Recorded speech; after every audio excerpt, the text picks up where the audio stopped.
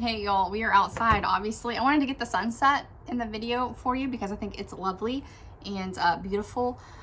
People are in the house doing things and being, causing a ruckus. So I just decided to escape outside while we had a little chat before this video. So today you're gonna see me meal prep my foods that I'm gonna be starting to eat more of from this anti-inflammatory diet. If you are not aware, I've been having a lot of pain in my hands, wrists, up to my elbows, my feet and my ankles due to inflammation. This could be PCOS or this could be some kind of autoimmune disease that does run in my family. So I have a doctor's appointment, but it's gonna be a few weeks before I can get to the doctor. We're gonna use our diet as a coping mechanism for this. Now I know a lot of autoimmune diseases and people with inflammation. Honestly, the best thing you can do is change your diet. I don't want to be the kind of person who needs to have to take medicine every day. So if I can control it with my diet, that's exactly what I want to do. And that's probably the healthiest option as well, because all those medicines have side effects. So if I can avoid that, that'd be great. Now let's talk about what the anti-inflammation diet is. It's really avoiding certain foods, but I also want to add in other foods that are going to be helpful.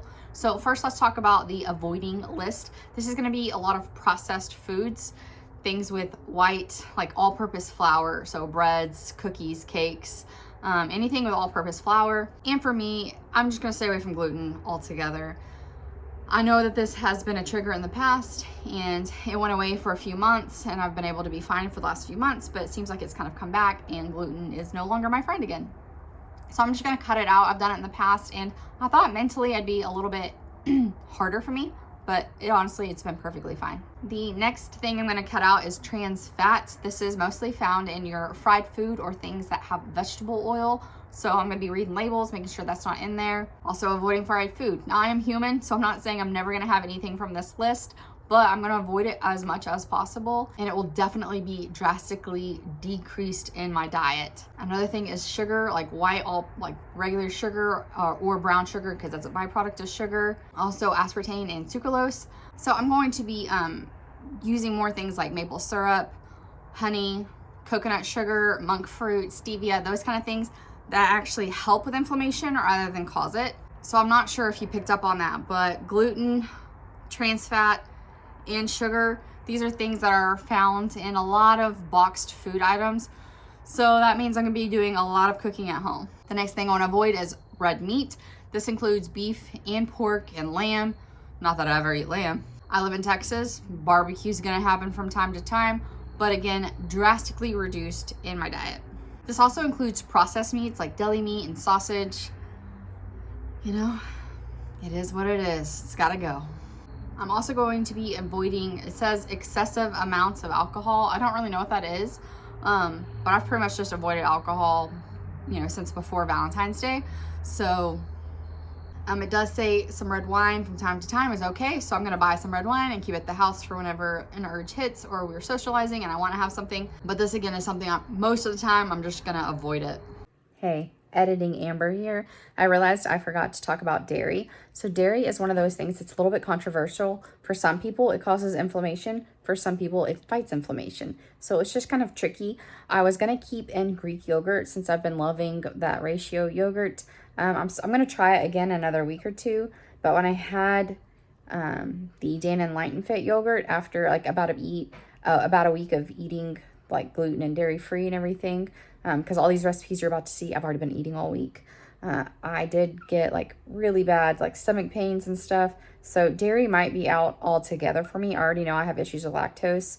I'm going to give that ratio yogurt another try in a couple weeks and just see how it goes. But I'm avoiding dairy, all cheeses and milk products. And, for me, I already know I have issues with it. So I keep it if it's already causing troubles. So bye-bye dairy. The sun's pretty much set, so you can get a little closer. Now let's talk about the things that I need to add in instead of the things I need to avoid, because I feel like that really is helpful with your mindset. If you're thinking about the things I need to add, then it just gives you more of a happy outlook versus if you think about all the things you have to avoid, that's more of a negative outlook. So all the delicious things I really need to focus on adding are whole foods with healthy fats and fiber. So this is fresh fruits and vegetables, really focusing on the food instead of like processed parts of it. So instead of having apple juice, you have an apple. Adding things like fatty fish to get those really healthy fats, and also avocado, nuts and seeds. They have a lot of healthy fats and fiber and protein. Making sure I get plenty of beans that have protein and fiber as well. These are the kind of foods I want to make sure I'm getting plenty of. Now I am going to have to change my macros up a bit because getting all that protein, also having excess protein can cause inflammation. Didn't know at the time, but that could be happening as well because my storage is full. I'm losing my light. I don't even remember where I was. All right, let's get into these really healthy recipes. This oatmeal that I'm about to show, like 2 different things you have to make the oatmeal. Do not sleep on it. It's delicious. It's become mine and my husband's favorite breakfast. So good. I'm gonna keep remaking it over and over and over again. So I'm gonna make things that have like a lot of berries. Berries are great for inflammation. So lots of kind of berry compotes, a seed mixture that I can add to everything since I need more seeds. I'm making something like 2 different recipes that I use for breakfast. We're making a Blondie muffins for snacks that have almond butter, which obviously adding nuts, and garbanzo beans and maple syrup. So they're really, really delicious. We're also making a Greek soup that has like lemon, rice, and chicken, and a little bit of dill at the end. Delicious. It is such a good twist on like a chicken noodle soup vibe, but it feels like elevated. It feels a fancier chicken noodle soup. So editing Amber again, I'm realizing there's a couple things I missed. Since I've had all these things already all week, it wasn't quite fresh in my mind. So I also made chocolate chip cookies. So good. I love chocolate chip cookies, but my husband and daughter also loved these cookies. And I just find that whenever there's a lot of things you can't have, having an option that you can have can really, really help with that like mindset.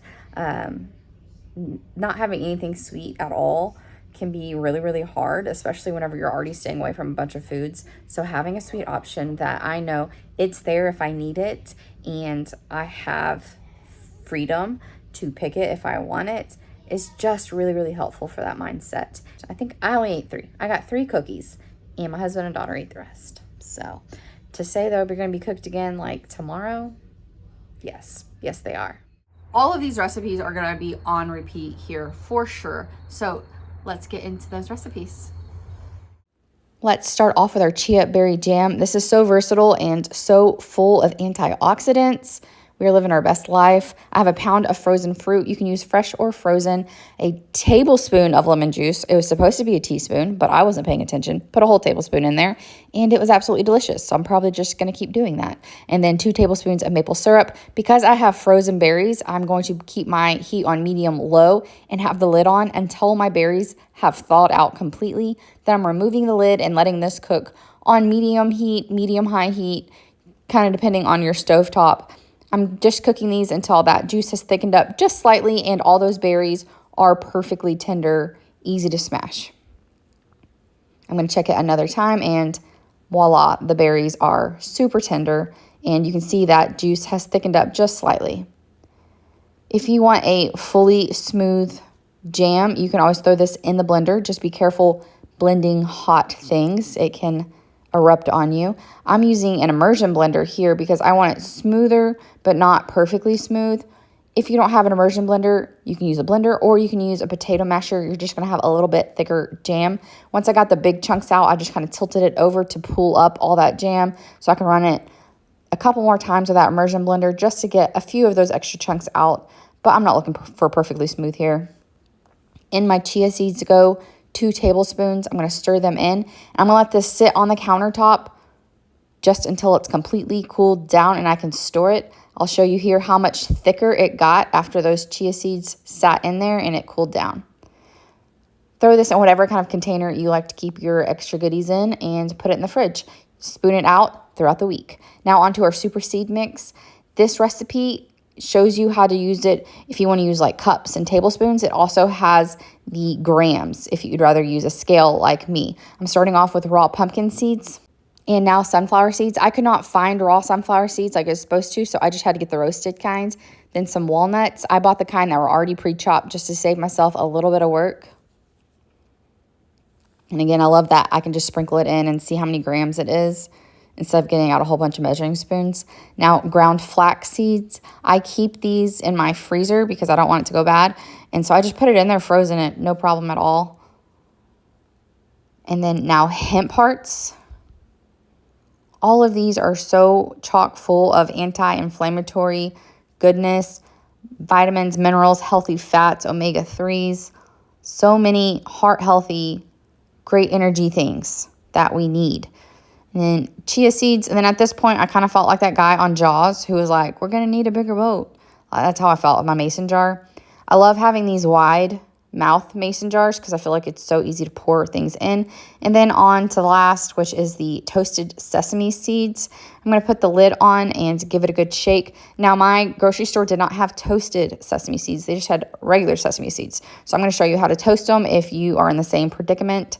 But first, we shaky shake. Gave it a little extra stir and just to show you how blended this is. Oh, it's so delicious, y'all. And this makes 12 2-tablespoon servings. So it's going to last a good while because 1 tablespoon is a lot. Now I have my raw sesame seeds. I have a pan heating up on medium-low. Pour them in and just shake them like every 30 seconds. And this will take 1 to 2 minutes. You can see it's already gotten a nice golden brown color. Takes no time at all. Let it cool and then it's ready for your mix. Now I'm just going to show you one of many ways to use these 2 recipes. We're going to make some oatmeal. I like a 1/3 cup of oats just because I find when I use a 1/2 cup, it's just a little too much food for me. So I prefer a 1/3, but you do however much makes you happy in the morning. So I have a 1/3 cup there, 2/3 cup of this absolutely delicious milk. I have not seen this before. I don't know if it's new or if I just haven't been paying attention. But this has almond, cashew, and like pea protein and only 2 grams of sugar. Amazing. It tastes great. Added a little bit of sea salt, a splash of vanilla, and then a sprinkling of cinnamon because I can't have oatmeal without cinnamon. I don't know why. It's just a personal choice. You're going to microwave this according to your packaging. Mine was 3 minutes. Now I'm going to add 2 tablespoons of this chia berry jam. The combo of cherry, strawberry, and blueberry, it's perfection. Now I'm going to add 1 tablespoon of nut butter. You can use any kind that you like. Today I'm using almond. I also like sunflower seed butter, peanut butter, pretty much any type of nut butter I'm a fan of. Kind of like potatoes, like #1 fan. Now I'm going to add 1 tablespoon of that super seed mix. This gives such an amazing texture once it's stirred through. I really, really enjoyed having, especially like those big pumpkin seeds. And then 1/2 tablespoon of the maple syrup. This is seriously my favorite oatmeal now. Like, I'm not going to make oatmeal another way. It's absolutely delicious. I'm going to stir in the chia seed and the almond butter, but I want it to have like ribbons. So you get a bite of that like really bright, delicious jam. Then you get a bite of the almond butter and just that little texture all the way through with those seeds. It's amazing. Now it's time for some Blondie muffins. I love these things and it gives you 5 servings. So we're going to start by preheating our oven to 350. In a food processor, we're going to add a can of drained garbanzo beans, some almond butter. All the amounts, of course, are in the description box. We're going to add some maple syrup, vanilla, sea salt, baking powder, and baking soda. Pop the lid on and let it go. I let mine go for about 2 minutes. You want this very, very smooth. If you don't get it really smooth, then you'll have chunks of garbanzo beans in your muffin, and that's just killing the vibe. So make sure it's smooth. You can use a blender if you don't have a food processor. It's just a little more difficult to scrape out the bottom when you're ready to load up your muffin pan. These will make 15 little muffins, so you don't need to spray the whole pan. And then I used the little cookie scoop, but my spring loader is broken to like help clear it out. So I had to use another spoon to help just scoop it out, but it gives you a great portion size. If you have any batter left over, once you fill in the 15, just divide it in equal parts to get those muffins as full as you can. And then I like to do just a little tapping to help kind of even out the top. And then you're going to bake these for 18 to 20 minutes. Mine baked exactly for 18 minutes. And it smelled so good with that maple syrup and almond butter. I made these with the sugar-free maple syrup. I thought it was delicious then, but it really is better with real maple syrup. Again, 3 is a serving size. It's about 250 calories for the serving, 8 grams of protein, and a delicious snack ready to go. Like I said, 5 days with like minimal preppage. That's a great snack to me. For my lunches this week, we're going to have this Greek lemon rice chicken soup. It's really, really nice and interesting and different. I want to go ahead and cook off my chicken. I'm going to use the Instant Pot. I have a cup of chicken broth, 3 chicken breasts, some salt and pepper, and I'm going to cook this on manual for 10 minutes just so I can make it really shredded. You could use a rotisserie chicken or leftover chicken. We also need to prep some rice. It does say a short grain rice. This is the rice that it recommends in the recipe. So I'm going to go ahead and make this up. She meal preps these 2 things and then throws the soup together later in the week in the recipe below. But I needed all this fresh to make this soup. And now I have a few extras left over so I can have some kind of chicken and rice dish for lunch or dinner another day this week. I'm going to shred up that chicken once it's done, and then I'm going to let my rice cool. Because I want it to cool quickly, I'm going to add it to this plate and kind of spread it out. It just helps it cool faster than if you left it in the pan. I'm going to go ahead and get my lemon juice ready. I'm going to need 1/4 cup, which is about 2 lemons. And now let's dice up some celery. I like to keep my celery in this jar of water in the fridge. It just helps to keep it fresher longer. I know that I cut my celery into thirds to fit it into this jar, so I pulled out 6 pieces for 2 celery sticks. Dice that up. You're also going to need to dice up an onion. Now I'm going to add this to the stovetop with a tablespoon of oil that's been heated up, and we're just going to cook this until it's nice and tender. Don't forget to add that salt and pepper for that extra depth of flavor. Now while this is cooking, I'm getting ready my eggs for the next step. Now that our veggies are tender, I'm going to add the chicken broth. Now I have 3 cups in this container, but I had used 1 cup for the chicken in the Instant Pot. So save that chicken that you used in the Instant Pot if that's the way you're doing it, and add it here as well. Once this comes up to a boil, I'm going to lower it to a simmer, and now it's time to make our sauce. We're going to add 2 eggs to the blender, along with that 4th cup of the lemon juice, and then a 4th cup of the cooked rice that has been cooled. We don't want that really, really hot rice to hit that egg and cook it. Now we're going to blend this up until it's a little bit frothy.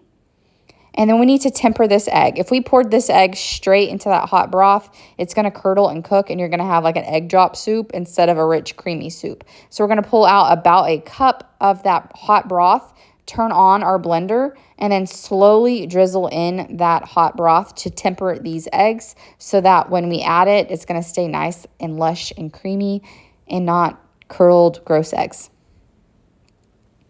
Once that's blended thoroughly, I'm going to turn it off and stir it in, still being a little delicate just in case, stirring it in nice and slowly, making sure it comes up to that hot temperature of the soup.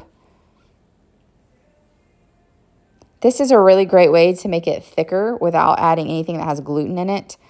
I've never done this method for soup, but it is really, really cool. Now I'm going to add in that cooked chicken and cooked rice and then stir it together and let this cook for about 20 minutes, just stirring it occasionally. This is going to give you 4 servings, and it is a delicious, almost chicken noodle soup taste, but with a lot of brightness from that lemon juice that we added. And I like to chop up just a little bit of dill on top. I love dill. If you don't like dill, you could do chives or leave it plain. This is a light meal, so make sure to have some fruit or something on the side. Chocolate chip cookie time. I love cookies. All cookies. Pretty much any kind of cookie you want to give me, I will eat it because I love cookies. We're going to put all of our dry ingredients into a bowl where in goes our almond flour and then cassava flour. This is a little tricky to find, but you can find it on Amazon, and I found mine at Kroger. It will most likely be in the gluten-free section if you do find it. And goes some coconut palm sugar. You can substitute this with stevia or monk fruit or any kind of like 1-to-1 sugar ratio. And then in goes some ground flax. I took mine straight out of the freezer and added it in. So I'm not editing down this footage. You're seeing me walk all around because my hands hurt, and it takes a lot of effort to cut out all the little parts. So instead you're just seeing a sped up version. So that's what we're working with. We're going to mix up our dry ingredients and put it to the side. And now we're going to work with our wet ingredients. So that is coconut oil. If you use cold pressed coconut oil, it's going to have a coconut flavor. So if you don't like that, don't pick a cold press. I love coconut, so cold press it is for me. And then in goes our honey.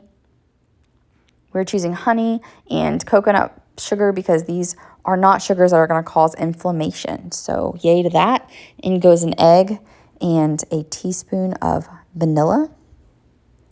And then we're going to do a little concoction here. We need baking soda, but we don't want to mix it straight into the wet ingredients. So we're going to make a little baking soda syrup with half a teaspoon of baking soda and 1 teaspoon of water mixed together. Pour it in and then whisk this until all that egg is broken up and everything's mixed well. You might see a little pieces of harder coconut oil starting to form as it mixes with that egg. It'll be fine. It'll melt in the oven.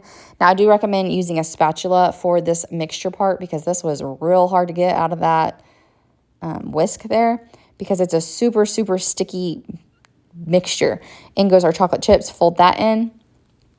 And then we're going to scoop out our cookies. My little cookie scoop obviously is broken from what you saw earlier. And so I just decided to go in with a tablespoon. It took 2 tablespoons of dough per cookie. So save yourself the hassle of scooping it individually like I did. Once you get all of that portioned out, you're going to wet your hands because this dough is so sticky. Just a light little sprinkling, a little dampening, not like soaking wet. And then we're going to roll them together. If they start getting a little sticky, just put a little more water on your hands. Once these are all rolled out, I'm going to wet my hands again and then just tap them lightly to get a more of a cookie shape. These do puff up, so give them a good little amount of space. These are the fluffiest gluten-free cookies I've ever had, and I love them. I'll be making them again 100%. And these go for $3.50 for 9 to 11 minutes. Mine took 11 minutes. Let them cool at least 10 minutes on the baking tray because that bottom will want to stick if you move them too quickly. And my husband stole one while they were on the tray, and then my daughter stole one while they're on the cooling rack. I'm telling you, you got to watch people. People you think you can trust are the ones that are going to hurt you the most. And this proves that. So these are not low-calorie cookies by any means, but they are also a great option if you do have inflammation or you need to be gluten-free or you need to be staying away from white sugar. You have something that you know you can have when that sweet craving hits, that you can feel a part of the group, and they're delicious. You don't feel like you're missing out on anything, which is so important. I hope you'll have a wonderful day. Thanks for watching, and I'll see you later.